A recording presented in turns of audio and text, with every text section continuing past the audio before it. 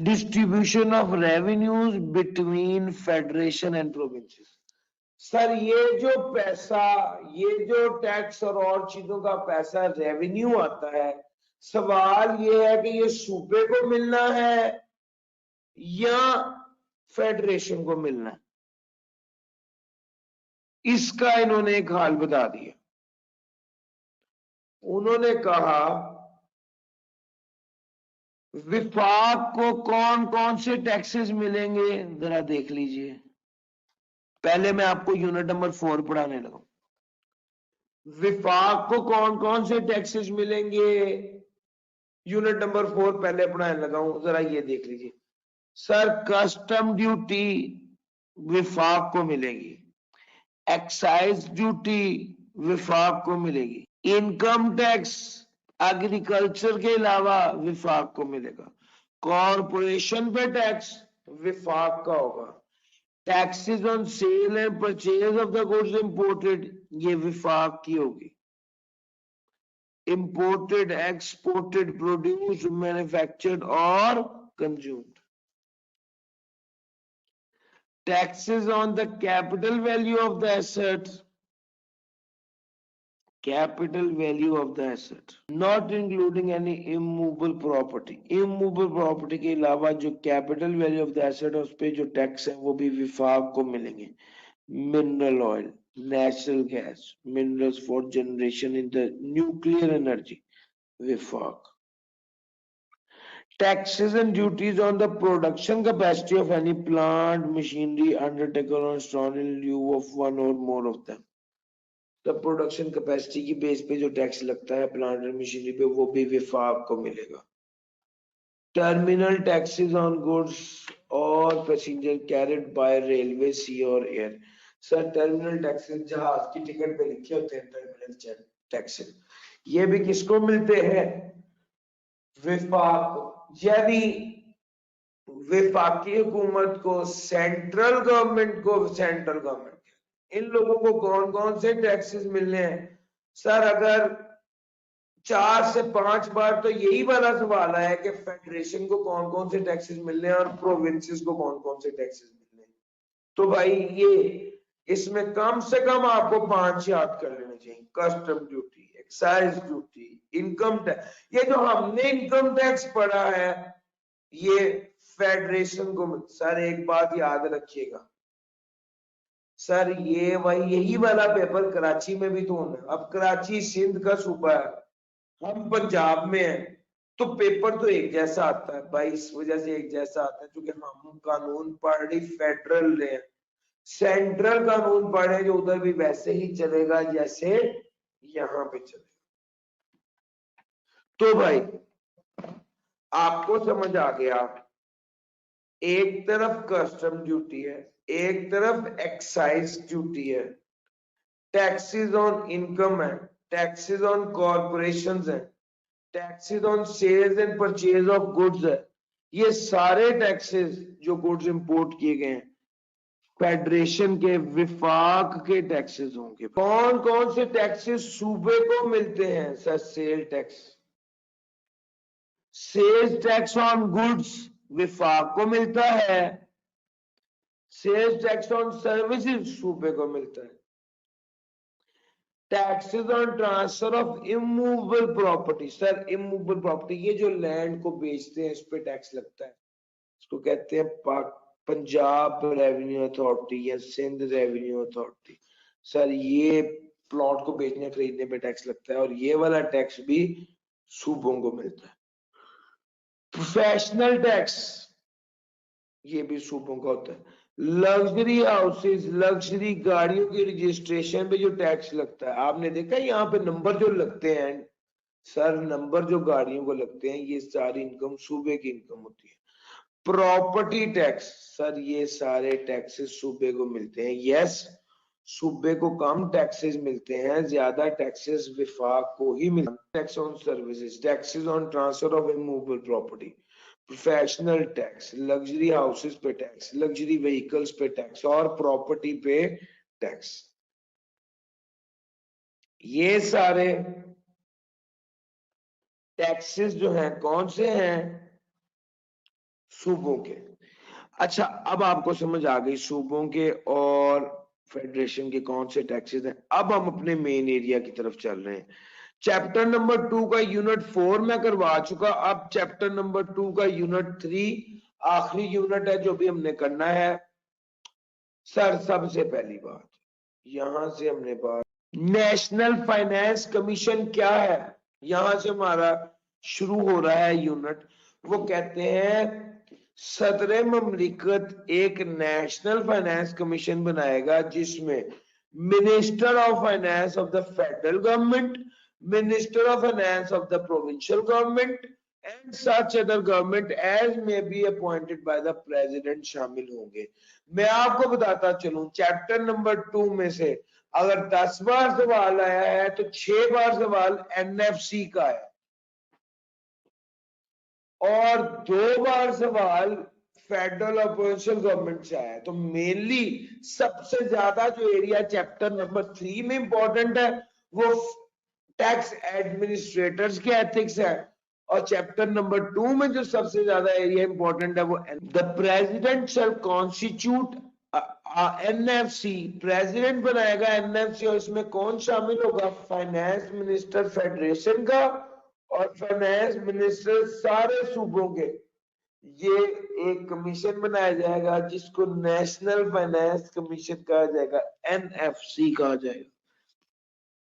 President बनाएगा और इसमें बाकी लोग, एक तो सूबों के और फाइनेंस मिनिस्टर और फेडरल का, और उसके अलावा such other person as may be appointed by the president after consultation with the governor. NFC की जिम्मेदारी क्या होगी कि वो प्रेसिडेंट को सिफारिशात पेश करे, रिकमेंडेशन दे, किस चीज के बारे में, फेडरेशन को क्या क्या मिलना है और प्रोविंसेस को क्या क्या मिलना है।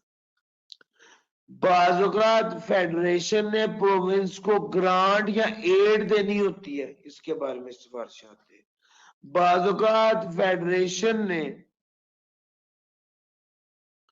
बोरो करना होता है पैसा, प्रोविंसेस ने बोरो करना होता है पैसा। नॉर्मली ये सर जो आईएमएफ से पैसा लेना है इसके बारे में सिफारिशात कौन देता है, एनएफसी देती है। किसको, exercised by the federal government and the provincial government of the borrowing powers conferred by the constitution, sir।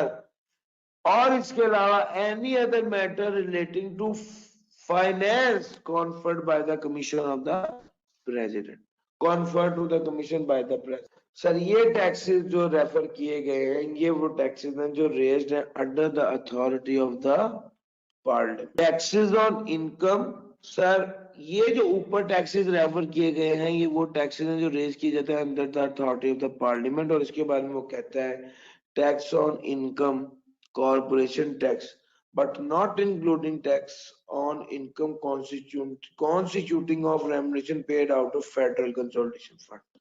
Sir वो कहता है इनकम पे टैक्स लगना है, कॉर्पोरेशन पे टैक्स लगना है, अलबत्ता इसमें वो वाला टैक्स शामिल नहीं होगा जो इनकम, ऐसे लोगों की इनकम पे लगता है जो फेडरल कंसोलिडेशन फंड से जिनको पैसे दिए जाते हैं।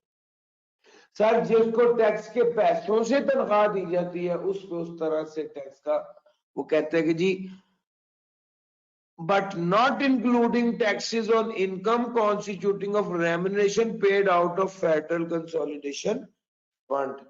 सर फेडरल कंसोलिडेशन फंड से जो रेम्यूनरेट किया जाता है जिन लोगों को, उनके लिए ये टैक्सेस ऑन इनकम शामिल, इनकम टैक्स शामिल नहीं है, ये कॉर्पोरेट टैक्स शामिल नहीं है। दूसरा, taxes on the sale and purchase of goods imported, exported, produced, manufactured। Sir ये जो इनकम टैक्स है ये भी प्रोविंसेस के स्कोप में नहीं आ रहा, और सेल्स और परचेज ऑफ गुड्स जो है ये भी प्रोविंसेस के स्कोप में नहीं आता। और कॉटन को अगर एक्सपोर्ट किया जाए उसकी ड्यूटीज वगैरह जो है वो भी प्रोविंस के स्कोप में नहीं आती। और उसके अलावा एक्साइज ड्यूटी टैक्सेस जो कि स्पेसिफाइड बाय द प्रेसिडेंट है। अच्छा, ये सारे टैक्सेस जो ऊपर हमने डिस्कस किए, इसमें से ये वाले टैक्सेस मेनली वो हैं जो प्रोविंसेस के स्कोप में नहीं आते। इनकम टैक्स और कॉर्पोरेट टैक्स प्रोविंस के स्कोप में नहीं आता। Sales of the goods, sale tax province के स्कोप में नहीं आता on goods. Export on cotton की एक्सपोर्ट और उसके अलावा कोई ड्यूटी जो प्रेसिडेंट प्रिस्क्राइब करे, ये प्रोविंस के स्कोप में नहीं आती, ये under the authority of the parliament होती। अलबत्ता वो कहता है share of the province in each award. अच्छा, होता ये है कि फेडरल गवर्नमेंट प्रोविंशियल गवर्नमेंट्स को शेयर्स देती है। नवाज शरीफ था पहले फेडरल गवर्नमेंट में और शहबाज शरीफ था प्रोविंशियल गवर्नमेंट में, तो इनको बड़ा तगड़ा अवार्ड मिलता था, बड़ा हिस्सा बड़ा अच्छा मिलता था। अब जब हुआ ये कि जब ये दोनों अलग-अलग हो गए, ये दोनों अब हुकूमत में नहीं है, ना फेडरेशन में हुआ है ना प्रोविंस में हुआ है, तो फिर वो कहता है कि भाई share of the province in each award of NFC shall not be less than the share given to the province in the previous award. Previous award से पहले नहीं होगा, previous award से कम नहीं होगा। पिछली बार इन्होंने 1 मिलियन दिया था या 18% शेयर दिया था, तो वो कहते हैं कि इस बार का जो शेयर होगा वो पिछली बार से कम नहीं हो सकता। इमरान पिछली बार मिसाल के तौर पे जो शेयर सिंध हुकूमत को मिला था, इस बार कम से कम उतना जरूर मिलेगा, चाहे इस बार पीटीआई की हुकूमत है। वो कहते हैं नहीं, हर प्रोविंस के हवाले से जो एनएफसी ने अवार्ड देना है वो पिछली बार जो प्रोविंस को अवार्ड दिया था उससे कम नहीं किया जा सकता। वो कहते हैं फेडरल मिनिस्टर और finance minister, federal provincial finance minister और प्रोविंशियल फाइनेंस मिनिस्टर जो है वो मॉनिटर करेंगे कि ये अवार्ड जो है ये सही तरीके से दिया जा रहा है बाय एनुअली, साल में 2 बार, और अपनी रिपोर्ट्स जो है उसको हाउसेस के सामने प्रेजेंट करेंगे। कौन से house sir? House of the parliament, यानी नेशनल असेंबली में और दूसरे नंबर पे सेनेट में, इन दोनों के सामने पेश किया जाएगा और प्रोविंशियल असेंबली के सामने भी पेश किया जाएगा कि किस सूबे को कितने कितने पैसे दिए गए हैं, अवार्ड दिया गया है। इसको इम्प्लीमेंटेशन को बाय एनुअली मॉनिटर किया जाएगा और ये भी कहा गया है कि रिपोर्ट दी जाएंगी पार्लियामेंट में भी और प्रोविंशियल असेंबली में भी। जो भी अवार्ड दिया जाएगा वो पिछले साल से कम नहीं होगा। अब जरा आगे चलते हैं। वो कहता है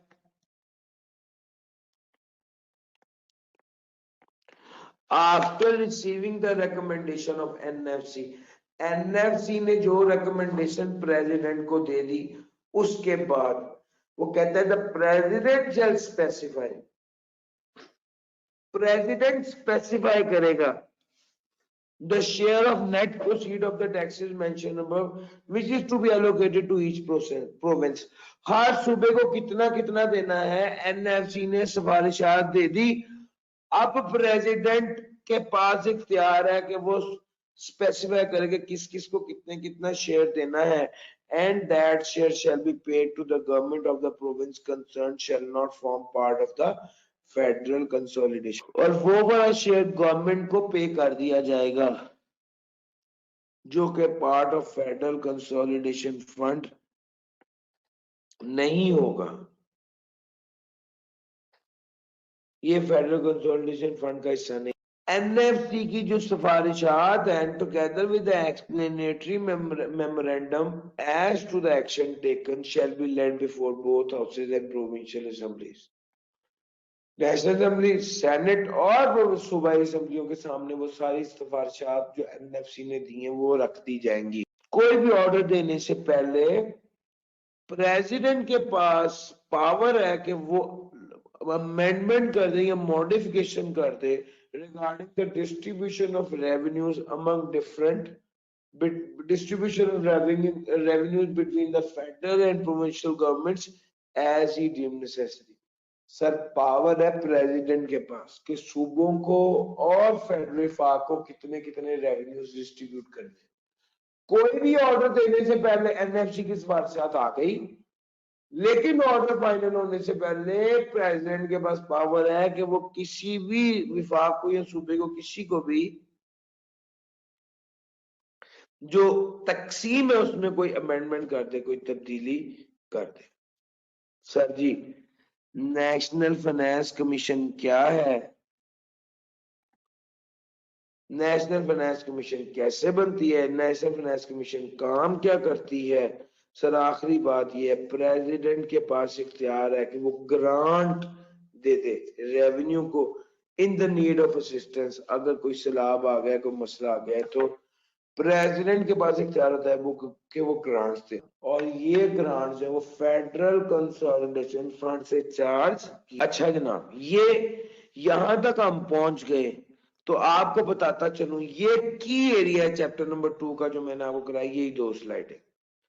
फेडरल सवाल क्या आ चुका है, फेडरल नेशनल फाइनेंस कमीशन कैसे बनता है, नेशनल फाइनेंस कमीशन की क्या ड्यूटीज है, ये दोनों सवाल तो बारहा आ चुके। और नेशनल फाइनेंस कमीशन के हवाले से जो सवाल मजीद आ सकता है वो यही है कि नेशनल फाइनेंस कमीशन की रिकमेंडेशन को प्रेसिडेंट किस तरह अमल दरामद करवाता है, ये वाला सवाल वो इस स्लाइड से पूरा करना होगा। हमने ये सब आपको करवा दिया। नेक्स्ट सर हुआ पता क्या, सुई गैस वालों को, बलोचिस्तान वालों को सबसे बड़ा इतराज ही ये है कि पूरे मुल्क में गैस जाती है,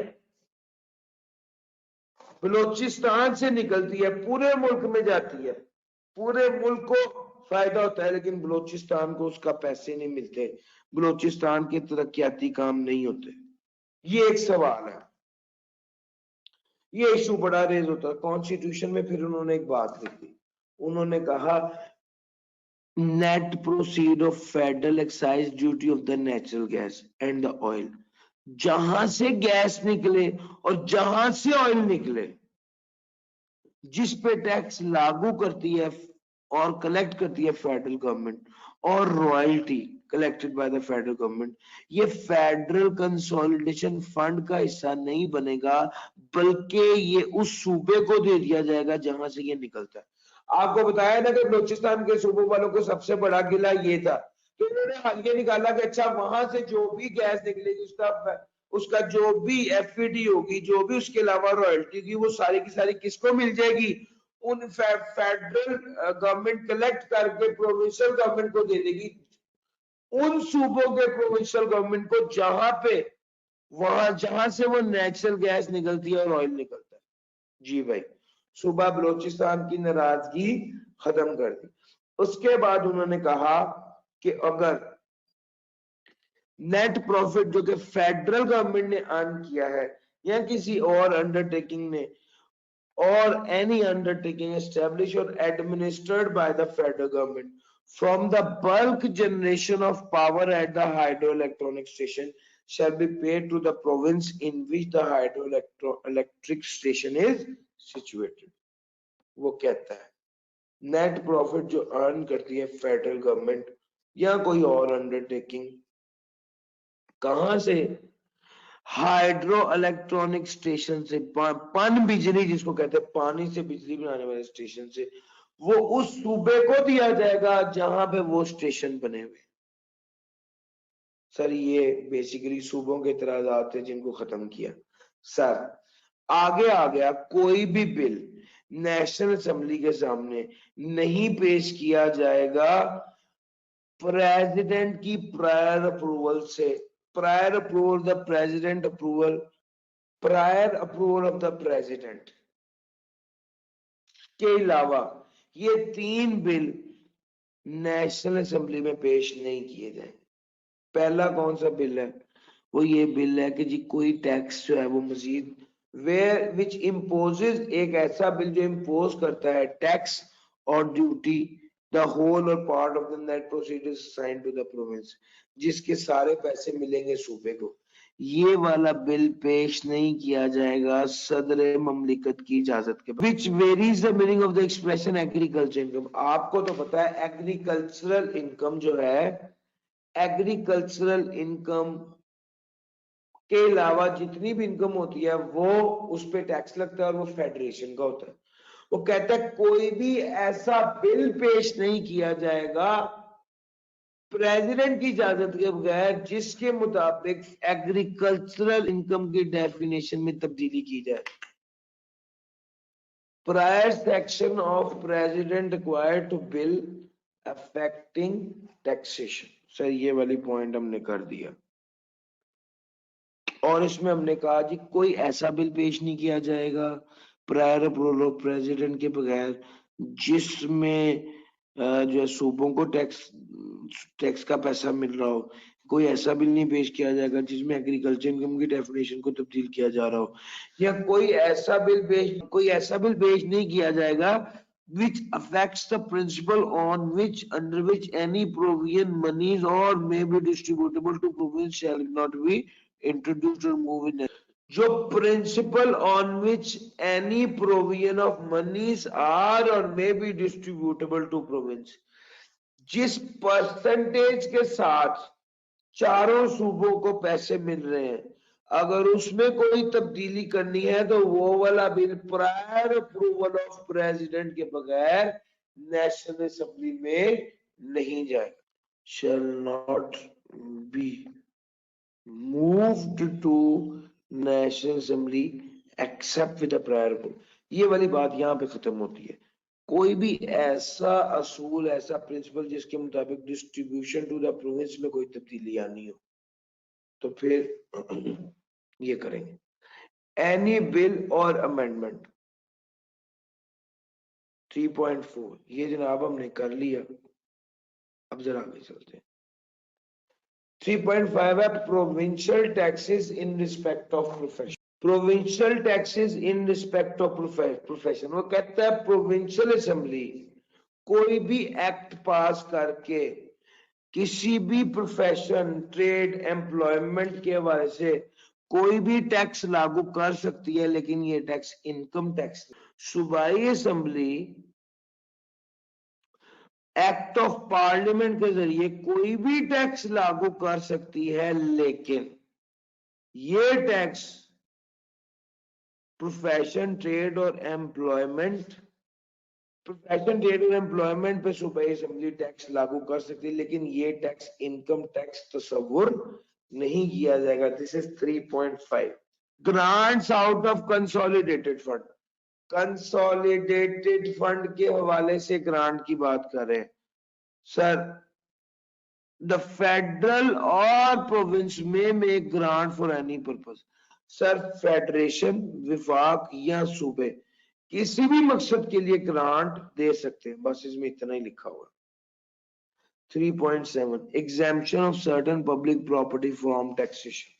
सर अब ये भी बड़ी कमाल बात है। फेडरल गवर्नमेंट का कोई प्रोजेक्ट है तो वो पाकिस्तान के किसी हिस्से में भी है तो उस पे किसी किस्म का कोई इनकम टैक्स, प्रॉपर्टी टैक्स नहीं लगेगा, ना फेडरेशन का कोई टैक्स लगेगा, ना ही प्रोविंसेस का कोई टैक्स लगेगा। लेकिन अगर कोई प्रोविंशियल गवर्नमेंट का प्रोजेक्ट है ट्रेड और बिजनेस से related, with in that province तो कोई टैक्स नहीं लगेगा, लेकिन किसी दूसरे प्रोविंस में वो वाला बिजनेस होगा और ट्रेड होगा तो उसमें टैक्स लगेगा। Yes. Punjab tax book board ये एक प्रोजेक्ट है, पंजाब के अंदर पैसे कमाते हैं, इस पे कोई टैक्स नहीं लगेगा, लेकिन अगर ये सिंध में जाके बेचेंगे, उस पे पैसे कमाएंगे तो उस पे टैक्स लगेगा। और वो कहते हैं कि जनाब any property used in connection with the trade और any income rising from trade, तो इसके हवाले से इस पे टैक्स लगेगा। और वो tax under act of parliament and under act of parliament provincial assembly जहां पे ट्रेड करेगा वो अगर अपने प्रोविंस से बाहर होगा तो उस पे टैक्सेस लगेगा, यानी फेडरेशन वाला टैक्स भी लगेगा और प्रोविंशियल वाला टैक्स भी लगेगा। हाँ अलबत्ता nothing shall prevent imposition of fee for services rendered.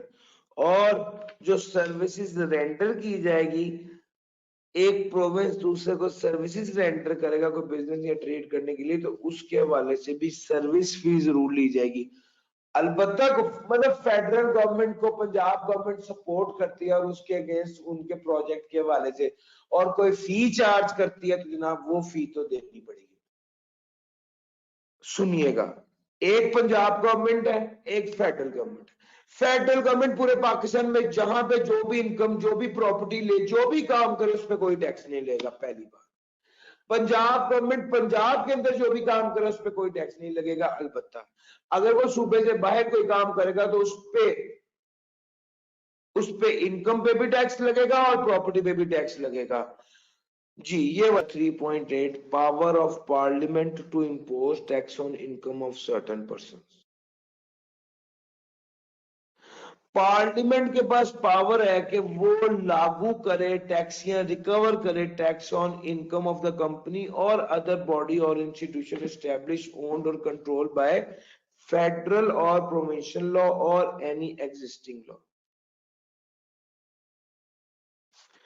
Federal government के पास पावर है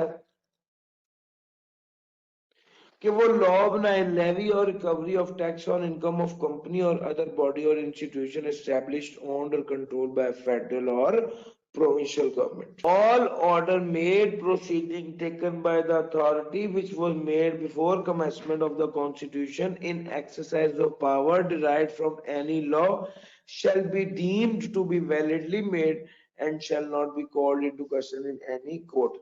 सर अगर कोई ऑर्डर पुराना दे दिया हुआ है, इस कॉन्स्टिट्यूशन से भी पुराना ऑर्डर दे दिया हुआ है, 1985 से भी पहले का ऑर्डर दे दिया हुआ है अदालत ने, कोर्ट ने, तो जनाब इस ऑर्डर को सही माना जाएगा और इस ऑर्डर को मजीद किसी कोर्ट में क्वेश्चन नहीं किया जाएगा। यानी अगर कोई पुराना ऑर्डर चल रहा है, कॉन्स्टिट्यूशन अमेंडमेंट ऑर्डर 1985, तो वो चलेगा। वो कहता है कोई जजमेंट, कोई ऑर्डर कोर्ट का, ट्रिब्यूनल का, हाई कोर्ट का, सुप्रीम कोर्ट का अगेंस्ट द कॉन्स्टिट्यूशन होगा तो उसे वाइड माना जाएगा। यानी सबसे बड़ी सुपर पावर सुप्रीम कोर्ट थी, ये कॉन्स्टिट्यूशन सुप्रीम कोर्ट का भी पापा है भाईजान। इसके खिलाफ कोई ऑर्डर दिया तो वो ऑर्डर ही वॉइड होगा। सर 3.3 यूनिट भी कंप्लीट, 4th यूनिट भी, चैप्टर नंबर 2 गौर कीजिए। पास पेपर्स क्या है? ये पास पेपर्स क्वेश्चंस हैं। टैक्सेस कौन कौन से फेडरल गवर्नमेंट इंपोज करती है और नेशनल फाइनेंस कमीशन की ड्यूटीज क्या है। दूसरा, फेडरल कंसोलिडेशन फंड क्या है और एक्सपेंडिचर कौन कौन से होते हैं। कॉपी पेस्ट है, कोई समझदारी नहीं है। नेशनल फाइनेंस कमीशन की क्या जिम्मेदारी है और कैसे बनता है। 5 types of taxes which are imposed by federal government. मैंने आपको कहा कम से कम 6 याद करने। नेशनल फाइनेंस कमीशन की ड्यूटीज क्या है और list the taxes and duties which may be raised under the authority of parliament. ये under the authority of parliament वाली टैक्सेस जो हमने एनएफसी में पढ़े वो है। Also list various types of taxes which are covered with in the scope of legislation of the province, सूबे का, विफाक का। सर 5 टैक्सेस जो कि फेडरल गवर्नमेंट इंपोज करती है। नेशनल फाइनेंस कमीशन की recommend, national finance commission has the duty to make recommendation to the president. You are required to list such recommendation. कौन सी रिकमेंडेशन देती है वो बताएं। फेडरेशन को कौन कौन से टैक्स मिलते हैं, प्रोविंसेस को कौन कौन से टैक्स मिलते हैं, बताइए सर। Chapter number 2 complete.